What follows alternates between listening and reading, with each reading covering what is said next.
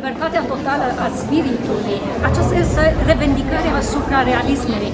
André Breton publica acum 100 de ani primul manifest al suprarealismului. Expoziția centenară, a cărui venisaj are loc astăzi la Centrul Pompidou, este organizată ca un labirint.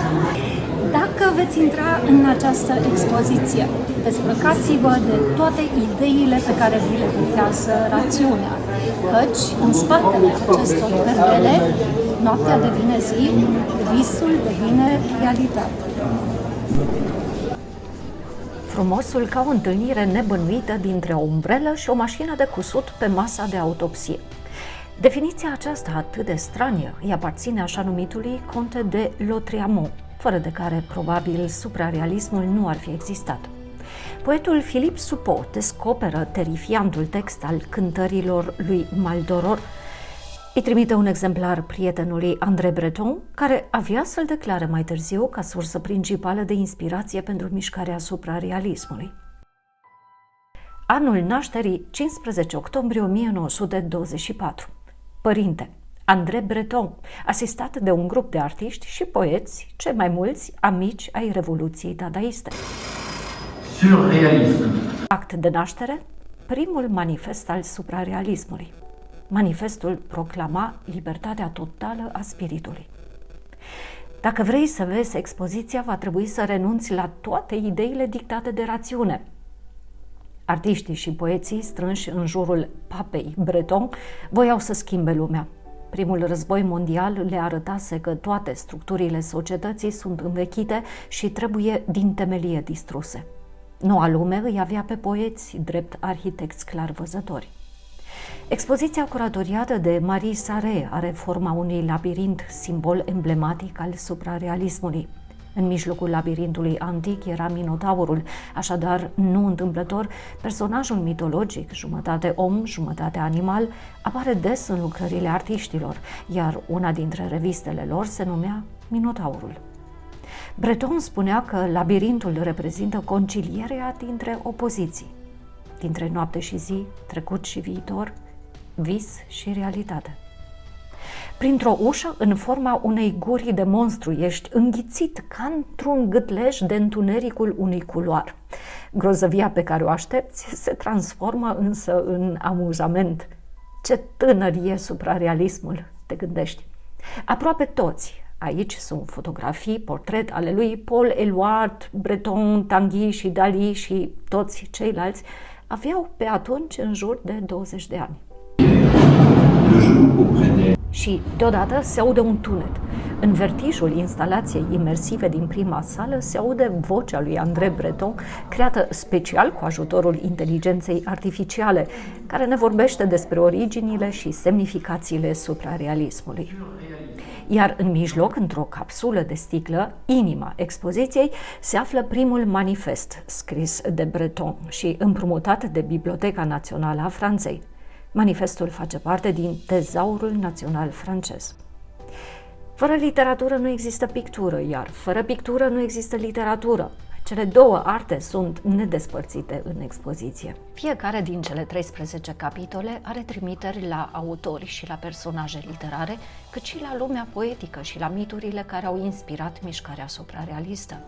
Contele Lautréamont, Contele de Sade, Alice în Țara Minunilor, Minotaurul, Faust, Baudelaire și Novalis. Două aspecte inedite are expoziția. Mult timp, suprarealismul a fost considerat o mișcare avangardistă care s-a încheiat în 1940, când ea, de fapt, a durat până în 1969, astfel încât sunt expuse lucrări din întreaga sa perioadă. Nu a fost doar o mișcare pariziană și nici măcar doar europeană. Expoziția documentează expansiunea ei internațională cu adepți în America Latină, Africa de Sud și Asia. Aici, pe terasă, la Les Deux Magots, se întâlneau artiștii surrealiști din jurul lui André Breton. Bineînțeles că aici putea fi întâlnit și Tristan Tzara, părintele dadaismului. Suprarealiștii aveau o masă aici chiar în față, pentru că, așa cum scrie Janet Flanner în jurnalul ei, pentru ca să poată vedea pe toată lumea care vine și care pleacă și mai ales ca să-i poată înjura pe cei pe care nu-i plăceau. Apropo de Janet Flanner, înăuntru un restaurant puteți să vedeți fotografia cu ea și cu prietenul ei, Hemingway. Despre grupul suprarealist românesc, Breton spunea cândva că este cel mai important de din afara Parisului. Bucureștiul devenise, datorită lor, în 1945, capitala mondială a mișcării. Și, deși nu sunt prezentați împreună într-un capitol aparte, artiștii de origine română se regăsesc pe tot parcursul expoziției. Dar înainte de a vorbi despre ei, revin la un alt aspect inedit. Un spațiu important este acordat artistelor. Nici o altă mișcare artistică a secolului 20 nu s-a bucurat de contribuția atâtor femei, pe nedrept percepute de-a lungul timpului doar în rolul lor de muze și iubite ale artiștilor. Aici ele sunt prezentate umăr lângă umăr cu picturile, fotografiile și colajele lor. Și ce impresionant să vezi picturile semnate de Dorothea Taining sau Leonora Carrington lângă cele ale lui Max Ernst, de exemplu. Sau fotografia iconografică asupra realismului, Mâna scoică a femeii care plânge din pictura lui Picasso, a Dorei Mar. Prima lucrare a unui artist de origine română pe care o remarc este Suprarealismul de Victor Brauner din colecția permanentă a Fundației Peggy Guggenheim din Veneția. Dar cea care atrage atenția vizitatorilor îndeosebi este binecunoscutul autoportret premonitoriu cu ochiul scos din 1931. Și nu întâmplător se află în aceeași sală cu pictura lui Giorgio de Chirico, portretul lui Apolinea, tot premonitoriu, cum îi plăcea artistului să spună. Apolinea este și cel care va folosi pentru prima dată termenul de surrealism, cu 10 ani înainte de a apărea manifestul lui Breton, așadar în 1914.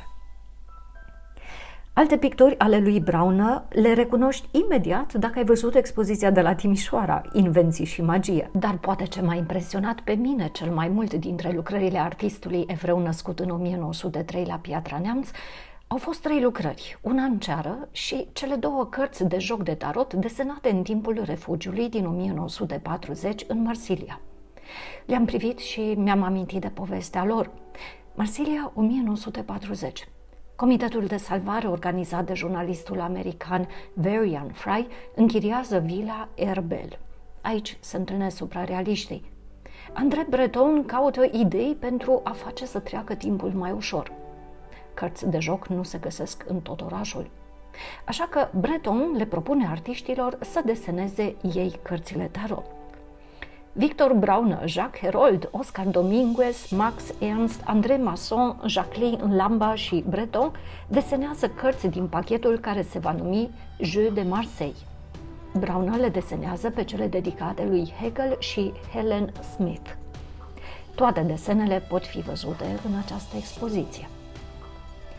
Și astfel ajung la artistul evreu născut în 1910, tot la Piatra Neamț, Jacques Herold, a cărui lucrare, Marele Transparent, din 1947, a fost pentru mine marea surpriză a expoziției.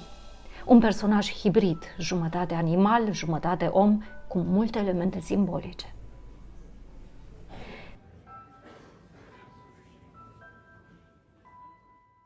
Je t'aime passionnément.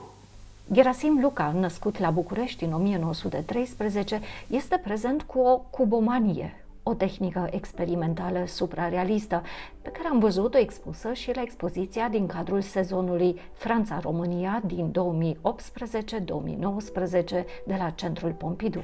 Fotograful suprarealist Elie Lothar, fiul nelegitim al lui Tudor Arghezi, s-a născut la Paris și a început cariera alături de cel mai celebru fotograf al timpului, Man Ray, și se face remarcat printr-o viziune specială care îmbină poezia și suprarealismul cu realismul necruțător de documentar. Cum stau dovadă fotografiile expuse din seria Abatorului din 1929. Un alt reprezentant al artei fotografice este bunul și blândul Brassai, atât de iubit de artiștii timpului. Brassai este pseudonimul lui Gyula Halas, născut în 1899 la Brașov, adică în limba maghiară brașoveanul. Fotografiile sale, aici expuse din renumita serie Paris Noaptea, demonstrează puterea metamorfozei. În fața aparatului său de fotografiat, orașul modern, care era de pe atunci Parisul, se transformă într-un labirint al surprizelor. O surpriză extraordinară este și această expoziție, care celebrează un secol de suprarealism. Atenția mare acordată artiștilor de origine română se datorează, probabil, și sezonului Franța-România din 2018-2019, impecabil organizat de echipa Ambasadei României de atunci, dar și muncii intense a echipei de astăzi Ambasadei și a doamnelor Doina Lemni și Mica Gherghescu. În urmă cu numai puțin de câteva luni am putut vedea excelenta retrospectivă Brâncuș, organizată tot la Centrul Pompidou. Ceea ce îl și face pe președintele centrului, Laurent Lebon, să spună în cuvântul de deschidere al expoziției că, alături de expoziția Brâncuș, expoziția Suprarealismul marchează metamorfoza prin care va trece Muzeul de Artă Modernă din capitala franceză. Pe afișul expoziției este reprodusă pictura lui Max Ernst din 1937, Triumful suprarealismului. Am putea spune astăzi un vizionar.